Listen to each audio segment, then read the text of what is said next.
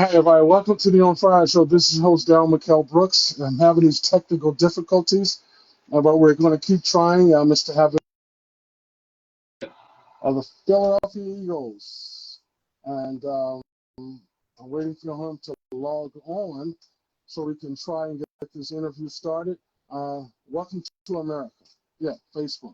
And so, here he comes. Oh, Oh, we did it. Oh, how you doing? How you doing, hallelujah. brother? Hallelujah. What's up? I was praying to, hey, I Hey was man. praying to Jesus. I was Hey, you praying need to to drop Jesus. the Facebook and go to ABC. Yeah, I know. How you doing, brother? Good man. What's happening? I am so excited that you're on the show. It's a blessing. I met you about, I think it was a year ago at Hoax, and Yeah. I was just so amazed. Everybody was talking, saying good things about you. And I remember you going up. I was part of, in the '90s. I was an Eagles fan, and I remember you making those great catches, athletic catches. Randall Cunningham. Remember that whole great team, and a lot of people. When I mentioned your name, they were like, "Well, boy, where's he been at?" And I say he's been around. If you look at Philadelphia and you look at some of the things he's doing and some of the posts and on YouTube, he's been doing some exciting things. So Yeah. one of the things I watched all your shows on YouTube, and there was some on Facebook. Yeah. And I want to ask you some I want to come at you in a different way in this interview. So, Uh-oh. you grew up in Shelby, Mississippi. Yeah. What was that? I went to Lambert, Mississippi for a week, and I got nervous and came home. What was that? Yes. Actually, I was actually born in Shelby, Mississippi. That was the closest hospital to Gunnison, Mississippi. Gunnison. That part of Mississippi is the northwest part of Mississippi. A lot of farming there. My grandfather was a farmer. My dad's still a farmer there. Mm-hmm. And, it was an interesting lifestyle. And the interesting thing about it is that, I always tell my mom and dad, they always get a kick out of it. I say to them, I'm like, are you guys really my mother and father? Because they don't want to leave Mississippi. And I'm like, when I got maybe about 10 years old, when I was about 10 years old, I was like, I'm getting the hell out of here. Mm-hmm. And I just knew there was something bigger and better for me. Yeah. And I can remember actually seeing there was a highway that went through Gunnison, Mississippi, Highway 1. And I remember seeing a Mercedes Benz for the first time. I was probably about 10, maybe 10 or 12. And I was like, that's what I want. I want that car, And I was fortunate, of course, enough to have the ability, athletically to do what I did. Although I didn't, play but 1 year of high school football, I was, All-American track. I was a basketball player, and I was fortunate to do as well as I did in football, to get one scholarship, and play, 5 years of organized football before I became a professional football player. So, for me, it was like daydreaming and night dreaming, and that, I had this vision of what I wanted to be. And as soon as I had the opportunity to do it, I wasn't going to let it go. I wasn't going to let that opportunity, slip through my hands. And I took advantage of every sign. I took advantage of every time somebody said yes. I made them proud. I made my college coach proud, and and inevitably, I feel like I made Philadelphia proud as well. So what was it like? When you talked about you ran track, you played basketball. What turned you to the sport of football? Well, I've always liked football. My mom wouldn't let me play. Mm-hmm. I mean, my uncles played football. I had an uncle who played for the LA Express with the USFL back in the day. Mm-hmm. A lot of people don't know this, but I was drafted in the third round of the 1990 draft, and I had a first cousin that was drafted in the third round of the 91 draft, the same exact pick, the 77th pick. So I say that to say, our family was full of athletes. Oh yeah. And I had tons of uncles who were great baseball players, basketball players, and football players. So it was in the And blood, in the oh, it was genes, and for sure, for sure. and it's historical. You know that's just something you probably had to do, you know, Yeah, just to get out. Yeah. for sure, for sure. And I remember my senior year in high school, and Mm-hmm. my coaches were begging me to play. I was 6'1", 195 pounds, Mm-hmm. and I remember going to my mom my senior year and saying, "Look, I feel like it's time for me to make my own decisions because I'm going to be out of the house next year. You know, I want to be out of the house at 18 years old. You know, Mm-hmm. and what am I going to do? At least give me a chance to do what I want to do." And she said yes, and I made all conference, all American, all everything. As a wide receiver and a free safety, and got a scholarship to Arkansas State. You know, you remind me of my cousins down in St. Mary's, Georgia, Camden County Wildcats. And it was Stutt Mitchell, you know, Tyrone Tyrone Jones. You know, he was one of those. They could play on bare feet. You know, they Yeah. jumping over cars and bare. That was Oh yeah. that kind of that country That's the deep kind of stuff we south. did back Yeah, in yeah, Mississippi, man. yeah. Jump over Yeah.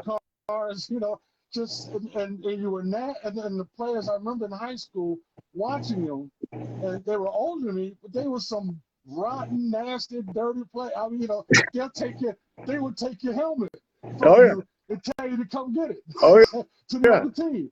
And so I understand that kind of, that thought because of I used to see my cousins and they made it to CFL and then Stunt Mitchell in the pro Arizona. Yeah. So I understand all that. So in college, what was it like? You know, I think it was Bill Clinton the president.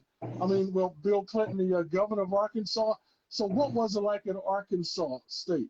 Your first when you walk on the campus, What you're was away interesting? from Mississippi. Yeah, it was interesting because Arkansas wasn't that different than Mississippi, but at the same time too, it's the first time I'm on my own. Mm-hmm. So it's me having to navigate. Being on campus, being by myself, being dedicated to going to class. And of course, my thing was that, that I've dreamed of playing in the NFL, and I'm going to do whatever the hell it takes to play in the NFL. Mm-hmm. So I was always that guy at practice that always, had it turned up a notch. Mm-hmm. So Arkansas State was actually the only school that gave me a full scholarship. So I had a partial scholarship to Mississippi State. I had a partial scholarship to Ole Miss. But at the time, Oh, I knew wow. my parents. I knew my parents couldn't fit that bill. So I'm like, let me take a full ride. Mm-hmm. And with taking that full ride, I was at somewhat of a disadvantage because Arkansas State was a wishbone team, which Mm-hmm. means they didn't throw the ball a lot. They had a fullback, two running backs, and my coach, who God rest his soul, he passed away last year, Larry Lacewell, who went on to be a scout for the Dallas Cowboys. Coach Lacewell told me, he said, you know what, we want to offer you a scholarship, but I have to let you know, we're a wishbone team and we don't throw the ball much. So I thought about it a little bit, and I was like, look, I was like, well, every time you throw to me, I just got to catch the damn thing. So, so, so I think Yeah. Okay. over a 4-year span, I may have missed 3 passes because I'm like, I got to catch whatever they throw to me because Yeah. they're not throwing all. Yeah. So, it So put me in a position to be, number one, to go to the combine, which was astronomical for my pro career because I was able to show, go on stage with everybody else, the guys from Illinois, Notre Dame, whatever, you saw your those guys I abilities. Yeah. watched. Mm-hmm. So once I got on stage with them, I'm like, whatever, dude, you're done. Yeah. So Yeah. so it's like Yeah. it's the stage was mine. Yeah. So when and I think it kind of really helps me. It helped me to understand who I was because I'm really more of a competitor Mm-hmm. that has the ability to play football. Mm-hmm. So it's like if I'm competing against you, you know what? I'm betting on myself. Yeah. So what was it like? You getting that call from the Philadelphia Eagles, And I watched one interview when you talked about, I think it was Dallas Cowboys that called you also.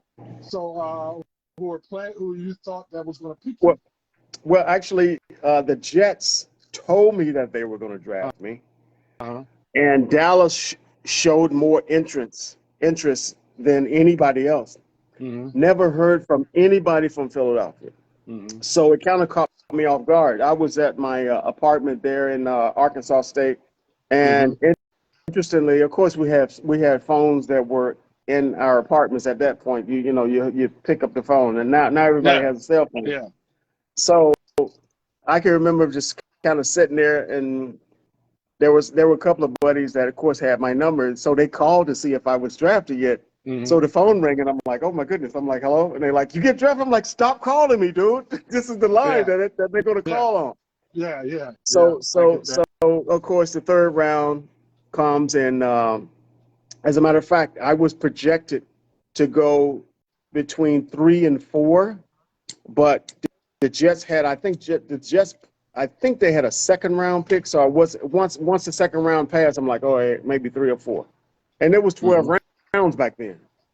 So the Eagles finally called, and I have to say I was a little shocked, but Joe Woolley at the time, who was he was a personnel director, he called and was like, you want to come to Philadelphia? And I'm like, don't ask me if I want to come to Philadelphia. Just say, come, let's go. Yeah. So, it was interesting because, I had watched the Eagles play, and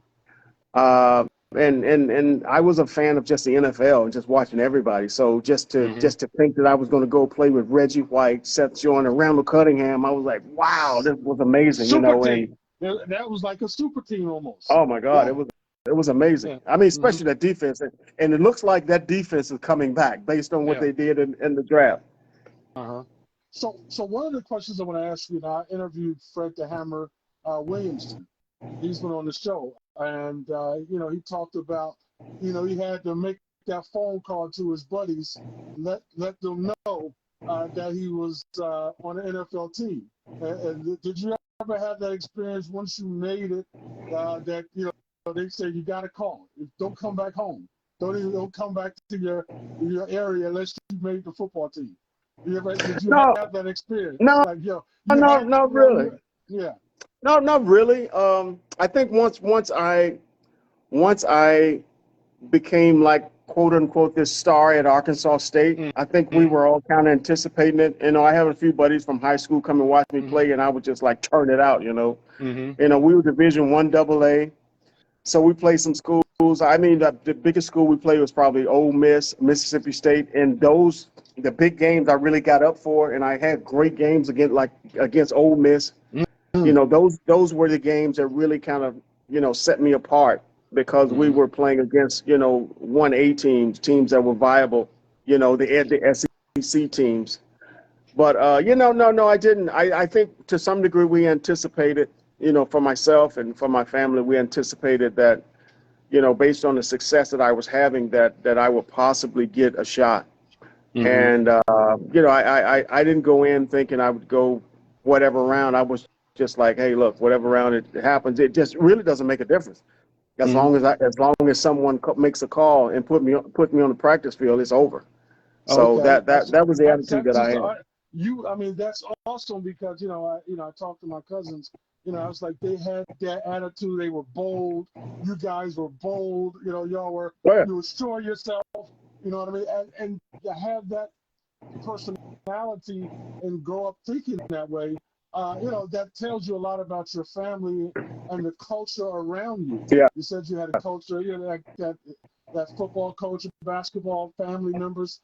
That was so important in playing a role in your life. So 1990, you get drafted by the Philadelphia Eagles. What was it like? You go in the locker room, there's Randall Cunningham, there's Buddy Ryan, there's Seth Joyner, there's all these stars. Reggie White. Bro. It had to be like, wow, what's happening? I'm walking around with my mouth open like, oh my God, there he is. There they are. And, I kind of got thrown in the fire because my first practice, I'm nervous as hell. I'm I'm nervous as hell, but at the same time too, I Mm-hmm. have this confidence Mm-hmm. that I got to make this. I'm not going back to Mississippi. It's all I about, ha, yeah, I, it's ha, all about that confidence. Yeah. I have to make this happen. And I can remember doing one-on-ones with guys like Eric Allen, Mm-hmm. and Isaiah Jenkins, these guys, Sammy Mm-hmm. Lilly, who you probably probably don't remember his name, but so I'm like literally just like running right by these guys, and Mm-hmm. I could feel there were times in practice, especially my first practices, there was there was this subtle like weird quietness when I would catch a deep pass. They were like, I feel like they were like, who the hell is this dude? And Mm-hmm. Eric, I could. There were times that Eric Allen just look at me like, where'd he come from? What's going on? Yeah. Okay. All And right. of Yeah. course, Buddy Ryan was twirling his whistle. He's like, yeah, I drafted him. Yeah. But even from the first few days of practices, Mm-hmm. that kind of set the stage for my career Mm-hmm. because I know I was going up against guys who were great on defense that were great at defensive backs, and I was having success. Mm-hmm. And that just kind of propelled me into thinking that if I can have success against guys like Eric Allen, there's nobody else out there that is as good as he is. Mm-hmm. But I kind of got acclimated really quick in the locker Mm-hmm. room. Uh, I was actually was one of the reasons that they let Chris Carter go, and Mm. Yeah. Chris was having some issues, and of course he turned out to be a Hall of Famer. Mm-hmm. But Chris was having some issues, and he moved on, and there was about a week or two of practice where Buddy was like, you know what, I'm putting these rookies in. It was me and Calvin. Mm-hmm. And Yeah. Mike Quick was there, Mike and kind of Quick. we were Yeah. rotating, and Mike got injured, I think, in the first like the second game of the season, I think against the LA Rams. And from Mm-hmm. that point, I was started, and I started that the rest of my rookie year, and I've been a starter. I was a starter from my all my 8 seasons. Wow. So let's talk about, was there ever a player when you first started and that you wanted to play against? Was there a team? Was there a player that you just who was guarding? This is the guy. I want to I want to challenge myself and make him look bad. Not really, not really. It wasn't really about the individual. That's not, and sometimes I talk to kids a lot about this. It's like Mm-hmm. I have the attitude. I want to beat everybody. I don't Mm-hmm. care if you're low. I don't care if you're a no name. I don't care if you're all pro or whoever you are. It's like my mindset and my thought is on what I need to do, and inevitably for me, it's really me challenging myself. You just Mm-hmm. happen to be a part. You just happen to be a part of what's against me. So it's like, Mm-hmm. every route that I run, whether you own me or whether I beat you, I feel like there's something I could have done better to beat you.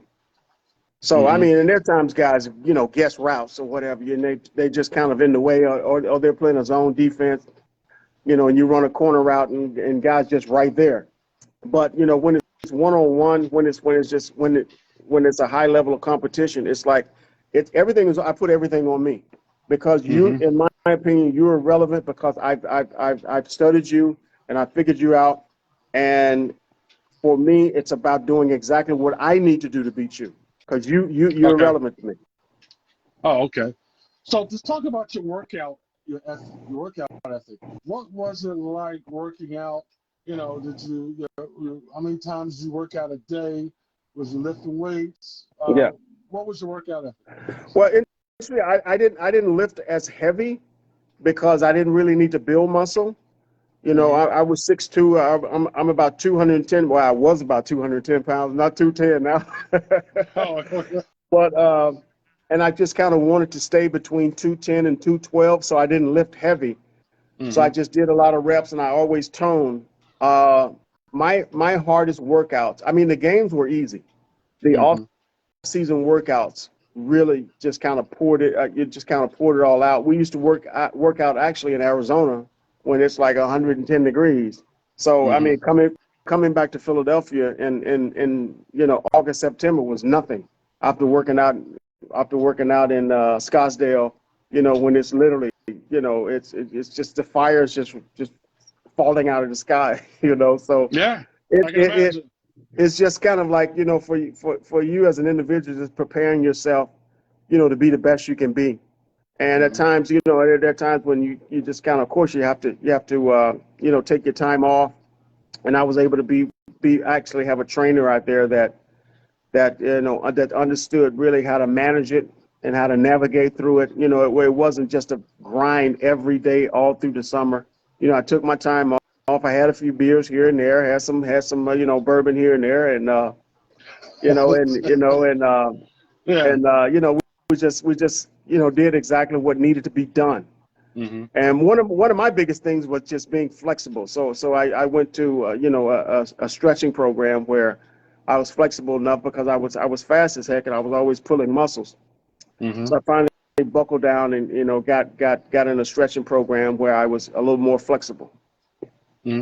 Let's talk about from you and Randall Cunningham. What was that like catching his balls? What was that like? Just he had an arm on him and a powerful arm. What was that like? Just catching, running routes, catching the ball, Randall Cunningham. Well, it was amazing because as I mentioned, we did a lot of off season workouts. Hmm. And what's interesting is that you're not in the backyard when you see these guys throw 80-yard passes. This is something Yeah. that they practice over and over and over again. And there are times when we were in Arizona and he'd throw 10 deep passes, and I'll catch 4 out of 10. Hmm. Either one would be too far, or or I'll drop one or what have you. And it really takes a lot of practice. Hmm. Interestingly, when you get in the game, all of a sudden, it looks easy because Hmm. that's one time out of the 1,000 times we practice that pass. So Hmm. of course it was great catching the ball for him. I can't I look forward to him possibly being in the Hall of Fame soon, and he was a great quarterback. He could throw the ball, he could really put it out there. Hmm. And he was, of course, one of those guys who kind of made a name for himself running the ball. And I mean, when you look at guys like Jalen Hurts now and Lamar Jackson, those guys are kind of doing exactly what he did. I mean, Randall would be a $51 million a year quarterback right now if he was Hmm. playing. Yeah, it definitely would be. I was telling somebody told me to ask you a question. They wanted to know, about the that '90s football team with Buddy Ryan, Yeah. and was it a offense that you really? I mean, he wasn't an offensive type of a coach, No. and did that stress you out? I mean, I'm sure you had incentives, to thousands, 2,000 yards, 1,500 yards, so many catches. Was that a issue for you? Because I'm sure most of the receivers had incentives to make more money, more catches. Was it what? I'm An sorry. incentive, the incentives that they give Yeah. NFL teams, the Eagles give for more catches, more Yeah. yards. Yes. Yes. I mean, what your incentive package is in your specific contract. Mm-hmm. So everybody had different incentives. So of course, with me being a starter in my second or third, fourth year there, Mm-hmm. my agent created a incentive package for me, and that's different than anybody else. I mean, if a guy was the third receiver, he wouldn't have an incentive package of having 1,000 yards, because I mean he's the third receiver, he's probably not going to have 1,000 yards. Mm-hmm. But yes, we every wide receiver even today have incentive packages. Yeah, I mean, so I guess Buddy Ryan as a defensive type coach wasn't really that great for your incentives in for offense. Well, no, Buddy wasn't the general manager, so Buddy wasn't Mm-hmm. doing the contracts. So Yeah, that he didn't. I mean, he I mean, didn't care. he didn't He care. probably didn't even know about my incentive package. Oh wow. So he wasn't doing the contract. He wasn't privy to, looking at the specifics on everybody's contract. He was just coaching. Hmm. And that's the general manager, and that's a negotiation that goes on upstairs. And Buddy didn't have that position of going through everybody's contract to see who had incentives and who didn't. Hmm. So what was it like when you first stepped on the field? Did you have that moment like I am finally Oh here? yeah, This oh is yeah, it. oh yeah. When was that? That was the first. Oh, What's we the played first game? I often I tell this story often. We were playing Hmm. the Colts, and we came out of the huddle break, and it was my first game, Hmm. and it was the first time I was on the field. And I lined up. I'm a little nervous. I'm like, and they call it a TV timeout. When they call a timeout, I just stopped. I just relaxed, and I looked up, and I was like, "Oh shucks, I'm here," and Yeah. it hit me. Hmm. Yeah. And Daryl, I started bawling. I Wow. was I was literally crying on the field, like, "Oh, Yeah. I'm here." You're here. And when I tell that story, people are like, "Didn't you realize that all this that you go?" I was so focused Hmm. on getting to where I needed to be. It was just clockwork for me, day in, Hmm. day out, practice, learning the plays, and then boom, all of a sudden I'm here, and I'm like, oh, here it is. And Hmm. I actually caught a touchdown that game, and it Hmm. really was this dose of sweet reality for me. And the weird part about it was that the process slipped my mind because I felt like I was so focused on being in that moment, and being in that moment right there, just kind of like, and once that timeout was called, I kind of stepped out of it, and I saw it, and I'm like, Hmm. whoa. And I was literally bawling, like, I mean, I wouldn't, in a fetal position, but I was like, holy crap. I had tears on the field Hmm. because, as a 15-year-old kid, I was thinking about being on an NFL field, and I wasn't even playing football. I, Hmm. I wasn't even allowed to play football at the time. Hmm. And there were times when my mom would come in my room and she's like, "Are you okay?" And I'm like, "Yeah." But I'm like, I want to play football. She's like, it's just too rough. And I would stay in my room, just Hmm. laying on my bed, and the other kids would be out playing, and I would just sit and daydreaming about playing football. And Listen, I truly understand that. I never played football because I was too scared. I was a punk. I didn't want to get hit. But I played back. But you didn't yeah, have to get here. You had to hit somebody. no, listen, when I was in high school, I was 220. I wasn't that big. 250. No, I was 170 something. So I wasn't that big. And in the 90s, we had some big players. And matter of fact, went to played for Dallas Cowboys. Can't think of his name.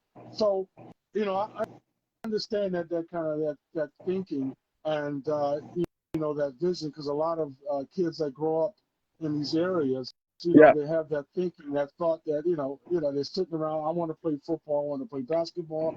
I want to go to college. I want to go to college. And a lot of people's dreams don't come true. Your dream did come true, and that was a generation of a lot of, especially black athletes in the South.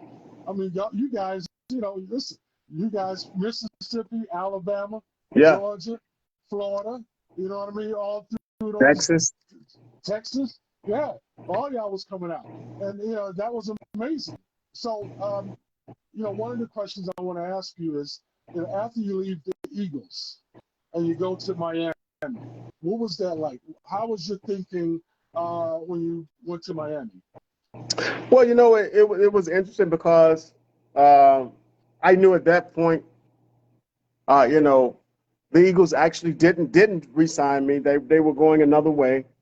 I think that's when John Gruden was there, and I think they brought in Irving Fryer from Miami, and Mm-hmm. it was Jimmy Johnson's first year as a coach in Miami, and I think Jimmy then didn't want to give up on the chance of having me with him then because he missed the chance in Dallas of not drafting me. And he told me, he's like, I was going to draft you, but it's like, it just didn't work out. So he had the chance, of course, to bring me into Miami. And it was interesting. I mean, Miami's a whole different culture in terms of sports. It's not Philadelphia. You know, Did it's you have not fun? Philadelphia. So it's, Did you have fun? you Did know, you so enjoy yourself when you had fun? we have fun. We you know, it was a great opportunity because I played with a Hall of Famer, Dan Marino. Dan Marino. And you know, it was just a transition in life, and you know, that just needed to happen. And I ended up playing 2 years there. Hurt my knee again. I hurt my knee actually in '93 with the Eagles, and then hurt that same knee again. And from that point, you know, it just kind of, you know, put me in a position where I had to kind of assess, you know, really, you know, what life was all about for me in terms of what was important. You know, the last thing I wanted to do was just kind of hobble off the field. And you know, I just chose, you know, life at that point. And you know, I had done, you know, well with my finances, and you know, for me it was just wanting to be happy and wanting to not have the stress. I mean, a lot of people don't realize how stressful it is playing this game, and even, you know, when you have the attitude of just kind of decompressing and just kind of moving away from it, it pulls you right in. I mean, you read every article, every news story, sports stories, like, you know, the pressure is on you. And you know, for me, that's something at that point I really wanted to walk away from. So the Dolphins would agree to, they you know, let me go. And actually, when they let me go, the Chiefs called me, and I was like, no thanks, I'm good. And Wow. Okay. you know, ended up staying in, you know, Florida for a little bit, and you know, moving back south, and coming back to Philadelphia later on. So let's talk about retirement. After you retire, there's a lot of players, you know, I think you even had a discussion, but a lot of players, you know, they retire, Yeah. lose their mind, they don't know what to do. What was it like for you after you probably sat down with your wife and family, and you just said, okay, all right, what is next for Fred Barnett? Yeah.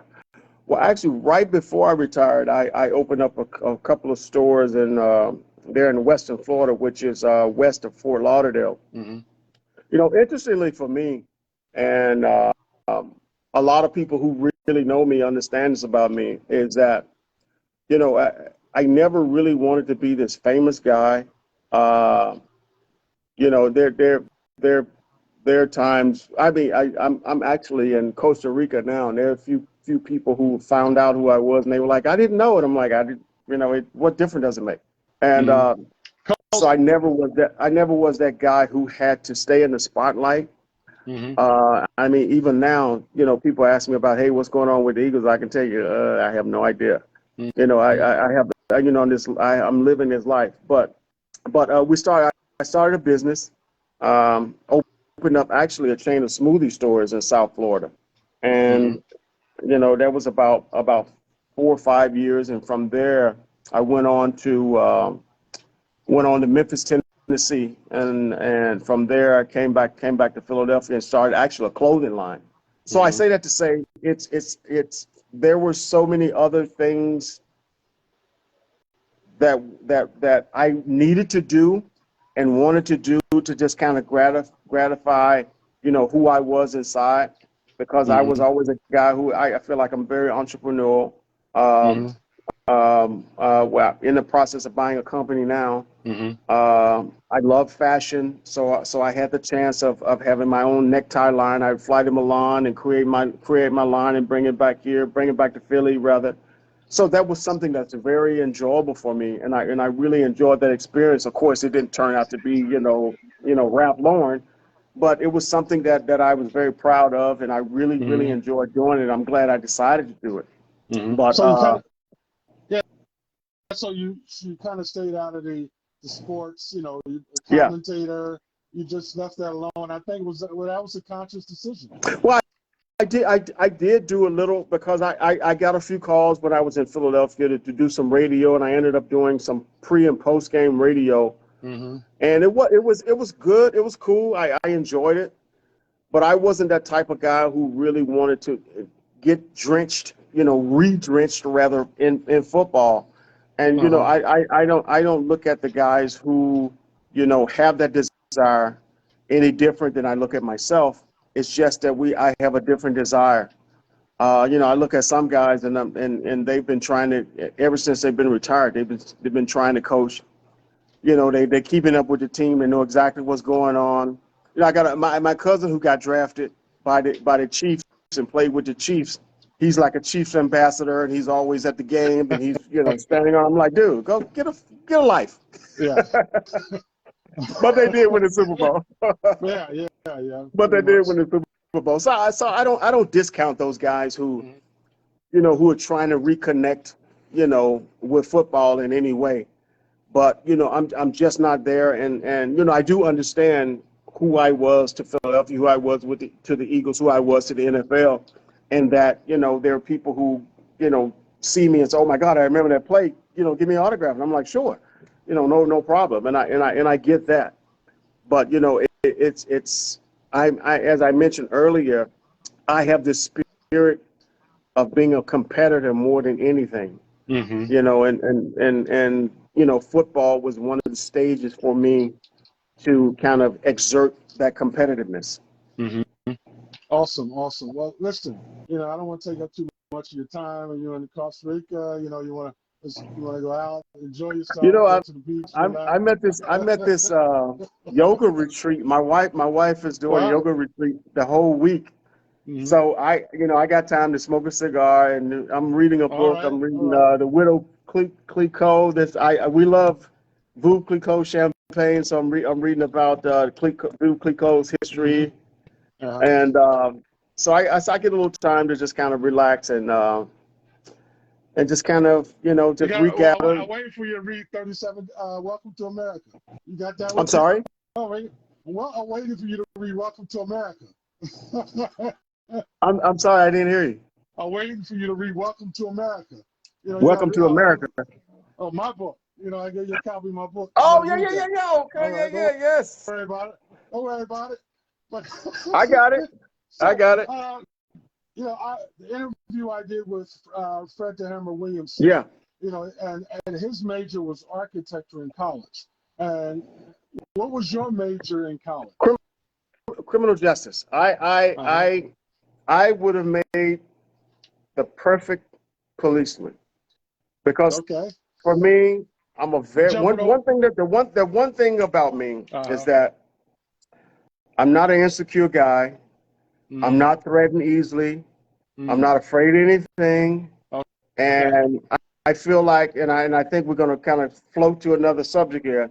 And I Uh-oh. feel like, you know, police today need to be more engaging Mm-hmm. before we make decisions to do things.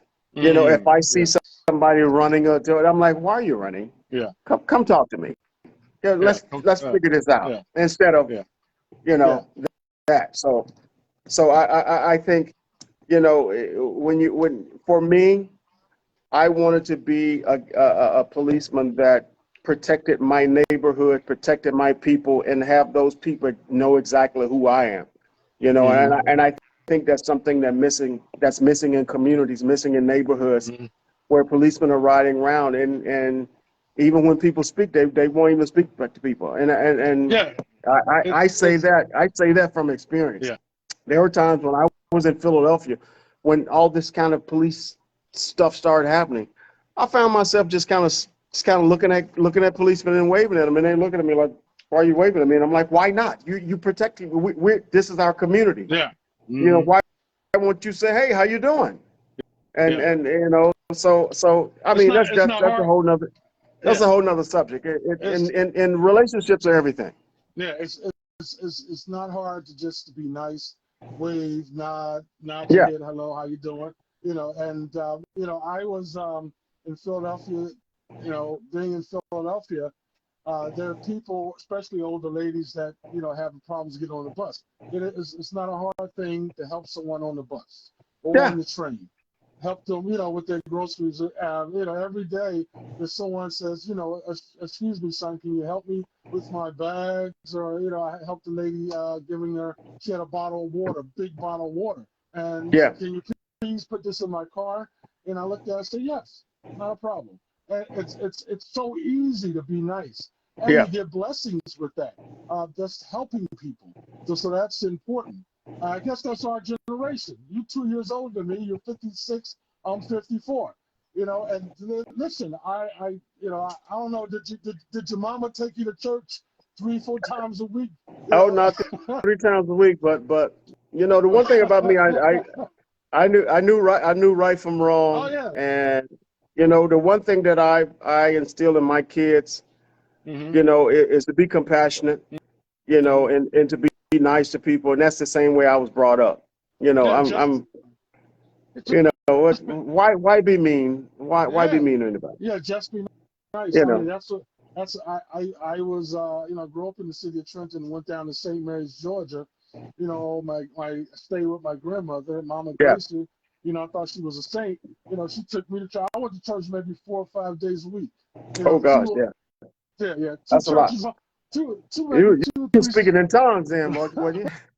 Caught the Holy Ghost. I was catching the Holy Ghost at 12. No, but that's how it is. A lot of people don't know it from the north. They don't know that's how it is in Yeah. the south.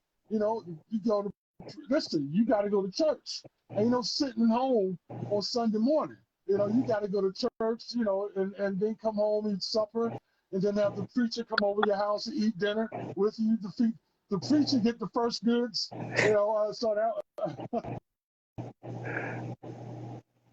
the preacher get the first bread. A lot of people don't know, especially from up the north, that's how things were in the south. You keep your door open Yeah. at night. Nobody was breaking in your house. Oh no, No, not at all. and your daddy, your granddaddy, your grandma, uncles, they had the shotgun behind the door. Oh yeah. So if anything go wrong, they coming out. But that's how it was in the South. And I tell people that you just don't understand it. Go down Mississippi, Alabama, Georgia, Florida. How great that time period was. Yeah. Especially growing up in the 70s and 80s. Down in the South. So it was definitely a great blessing. Well, listen, I don't want to take up too much of your time. I just want to thank you for coming on the show. Thanks for having me. Yeah, and anytime you want to come on and talk about some of the things that you may be doing more, this is the On the Fire Show. Fred the Hammer Williamson and Fred Barnett. And listen, it's just been a blessing. Hopefully I'll see you whenever you come into Philly.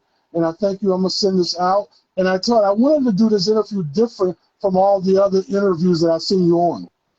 Okay. A lot of them were about, a lot of the interviews that I've seen you on was about, Philadelphia Eagles, Yeah. sports.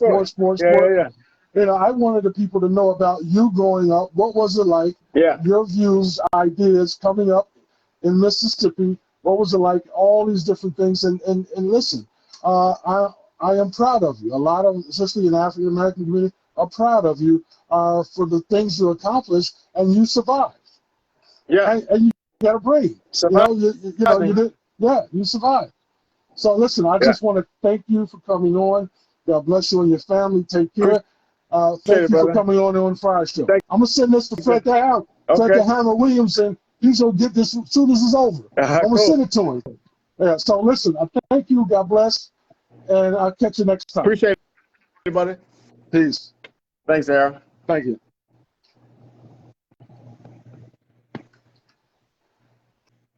Hi, everybody. That was Fred the Hammer Williamson. Oh, no, Fred Barnett. That wasn't Fred Barnett. That was Fred Barnett, Philadelphia Eagles, drafted in 1990, a great Eagles wide receiver. And listen, he's in Costa Rica enjoying himself. And I just want to thank you all for watching. I try to have the best shows. I try to have great guests. And this is my second retired NFL player come on this show. Yes, second one. First one was Fred the Hammer Williamson. This is Mr. Fred Barnett. A great person, great family man, businessman, great player for definitely for the Eagles. Listen, I just want to thank you all for watching. Please share this, okay? Share this with your friends and everybody. This is Daryl McKell Brooks. Peace. Oh, and remember that we're all caught up in this great inescapable network of mutuality, tied in the same garment of destiny. And whatever affects one directly affects all indirectly. And that I can never be what I ought to be until you are what you ought to be. And you can never be what you ought to be unless I am what I ought to be. Then he goes to poet John Donne, says, no man is an island, every man is a piece of continent, a part of me. Then he goes on to say that any man's death diminishes me because I am involved in mankind, therefore never send to know whom the bell tolls, it tolls for thee. Thank you for watching. That's the way life should be. Thank you. God bless, and I am out. Fred Barnett, having fun in Costa Rica. See you when you get in Philly. Thank you. Peace. I'm out. This is the On Fire Show.